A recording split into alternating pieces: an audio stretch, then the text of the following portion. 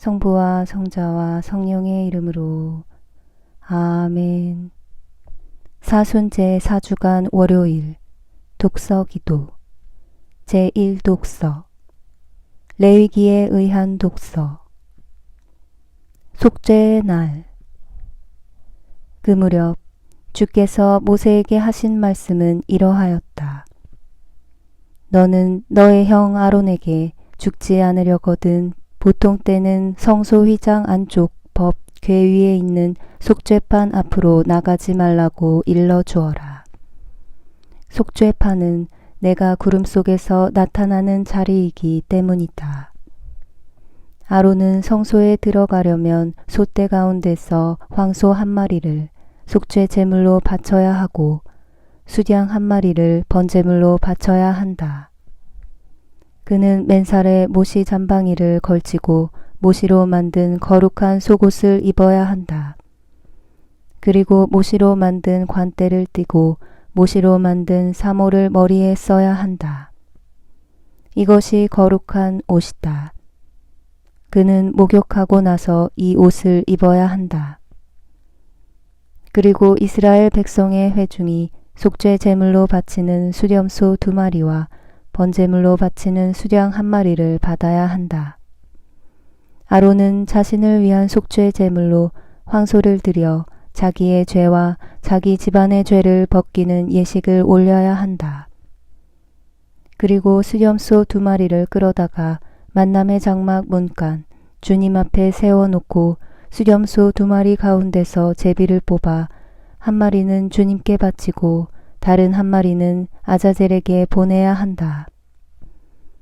아론은 주님의 몫으로 뽑힌 수렴소를 끌어다가 속죄제를 드리고 아자젤의 몫으로 뽑힌 수렴소는 산채로 주님 앞에 세워두었다가 속죄 제물로 삼아 빈들에 있는 아자젤에게 보내야 한다.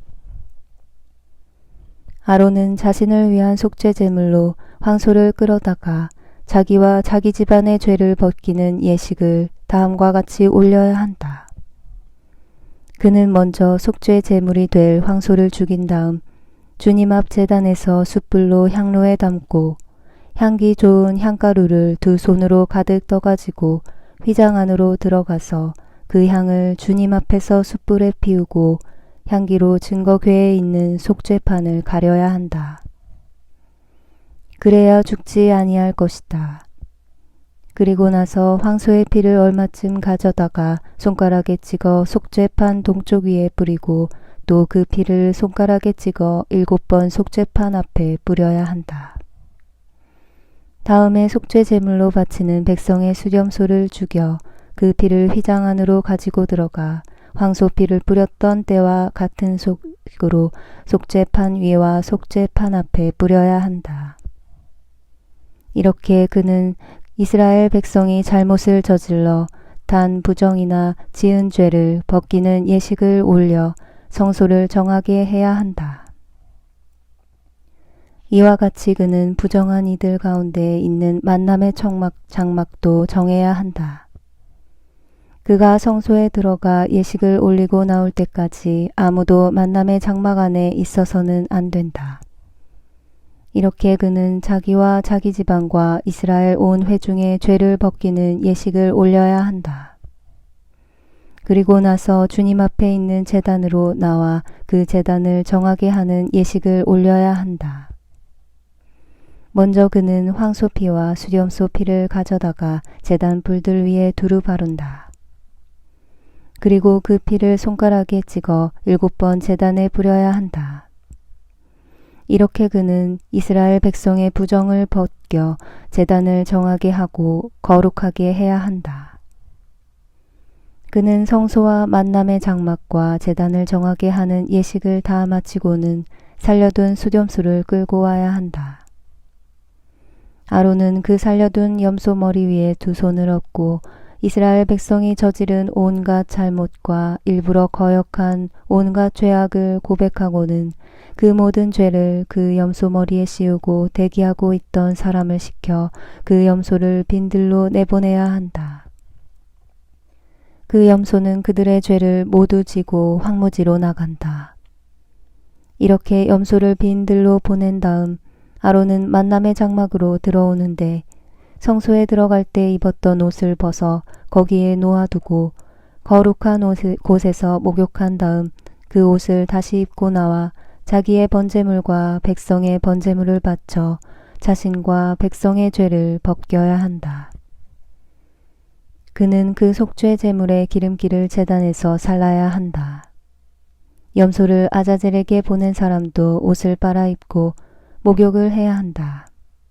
그런 다음에야 그는 진지로 돌아올 수 있다. 이렇게 속죄 제물로 드린 황소와 염소의 피를 뽑아 성소에 가져다가 죄를 벗기는 예식을 올리고 나서 그 가죽과 살코기의 똥은 진지 밖으로 모두 내다가 함께 태워야 한다. 이것들을 태운 사람도 옷을 빨아입고 목욕을 해야 한다. 그런 다음에야 그는 진지로 돌아올 수 있다. 그리스도께서는 이미 존재하는 모든 좋은 것을 주관하시는 대사제이시로다. 염소나 송아지의 피가 아닌 당신 자신의 피로써 지성소에 들어가셔서 우리에게 영원한 속죄받을 길을 마련해 주셨도다. 예수는 인간이 만든 지상의 성소에 들어가신 것이 아니라 하늘의 성소에 들어가신 것이로다. 지성소에. 제2독서 오리게네스 사제의 레위기에 대한 강론에서 우리의 대사제이시오 속죄의 제물이신 그리스도. 대사제는 1년에 한 번씩 백성들을 떠나 지성소에 들어갑니다. 그곳에는 분향제단이 있고 계약의 궤가 있는데 궤 위에는 케루빔 천신상이 있습니다. 이 지성소에는 대사제 외에는 아무도 들어가지 못합니다. 이제 참된 대사제이신 주 예수 그리스도께 돌아가 생각해 보겠습니다. 주님은 육신으로 계실 때 연중 내내 당신 백성들과 함께 계셨고 바로 그 해에 대해 친히 말씀하셨습니다. 주께서 가난한 이들에게 복음을 전하고 주님의 은총의 해와 죄 사함의 날을 전하라고 나를 보내셨다. 주님은 그 해 속죄의 날에 단 한 번 지성소에 들어가셨습니다. 즉 당신의 과업을 성취하신 후 천상에 들어가시어 인류를 위한 속죄가 되시려고 아버지의 옥좌 앞에서 계시고 당신을 믿는 이들을 대신하여 아버지께 간구하십니다. 사람들을 아버지와 화해시키는 이 그리스도라는 속죄의 제물에 대해 사도 요한은 말합니다. 자녀들이여, 나는 여러분이 죄를 짓지 않게 하려고 여러분에게 이 말을 합니다. 그러나 혹시 누가 죄를 짓더라도 아버지 앞에서 우리를 변호해 주시는 분이 계십니다. 그분은 의로우신 예수 그리스도이십니다. 그분은 우리의 죄를 용서해 주시려고 친히 제물이 되셨습니다. 바오로도 그리스도에 대해 말할 때 이 속죄의 제물을 지적합니다. 그리스도를 믿는 사람에게는 죄를 용서해 주시려고 하느님께서 그리스도를 제물로 내어주셔서 피를 흘리게 하셨습니다. 그래서 속죄의 날은 이 세상이 마칠 때까지 우리에게 계속될 것입니다. 성서는 말합니다. 주님 앞 제단에서 숯불을 향로에 피워 증거궤 위에 있는 속죄판을 가리워야 한다. 그래야 죽지 아니할 것이다. 그러고 나서 황소의 피를 얼마쯤 가져다가 손가락에 찍어 속죄판 동쪽 위에 뿌려야 한다. 이 예식이 인간을 위해 하느님께 바치는 화해의 제사가 옛적에 어떻게 거행되었는지를 설명해 줍니다. 그러나 그분의 피로 말미암아 여러분에게 하느님의 자비를 얻어주시고 여러분을 하느님과 화해시킨 대사제이신 그리스도에게로 돌아온 여러분은 이제 동물의 피를 더 생각할 필요가 없고 오히려 그리스도의 피를 생각하며 주님 친히 하시는 말씀을 들으십시오. 이것은 내 피이다. 너희의 죄 사함을 위하여 흘릴 피이다. 피를 뿌릴 때 동편을 향해 뿌렸다는 점에 주목하십시오. 여러분의 화해는 동편에서 왔습니다. 동편에서부터 하느님과 인간 사이의 중재자이시고 동방이라는 이름을 지니신 그분께서 오셨습니다.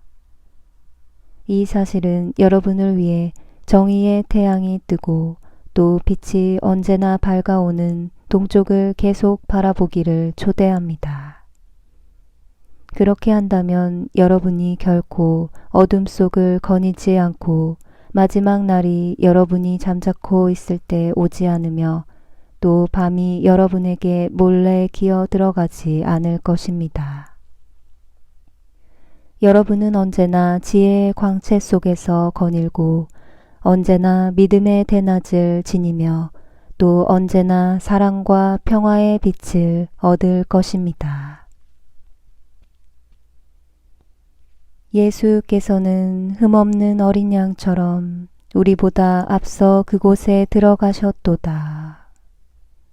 그분은 멜키세덱의 사제 직분을 따라 세세의 영원토록 대사제이시로다. 예수께서는 시작도 없고 끝도 없는 정의의 임금이시며 그분은 기도합시다. 형언할 수 없는 신비로 이 세상을 새롭게 하시는 천주여, 비오니 당신 교회로 하여금 영원한 나라로 발전하며 현세의 도움도 계속 받게 하소서. 성부와 성령과 함께 천주로서 영원히 살아계시며 다스리시는 성자 우리 주 예수 그리스도를 통하여 비나이다. 아멘.